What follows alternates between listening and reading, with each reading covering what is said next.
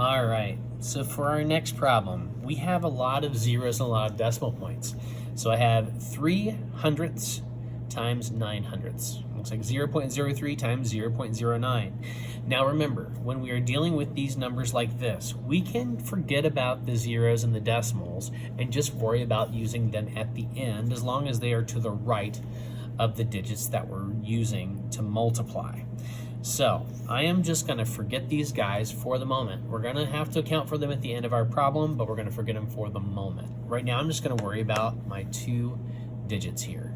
So 9 times 3, well, we should know that one. That one's actually 27. Now guess what? You're almost done. But we haven't accounted for our decimal points yet. We have dealt with all of our digits. There's nothing else over here, nothing else over here that we need to deal with. So 27 is going to be what we're going to start with. But now we're going to have to figure out where those decimal points go. So I've got 2 decimal points in the first part of my first factor, and I have 2 decimal points in the second factor. So I'm going to have to add these to my product, and here's how this will work.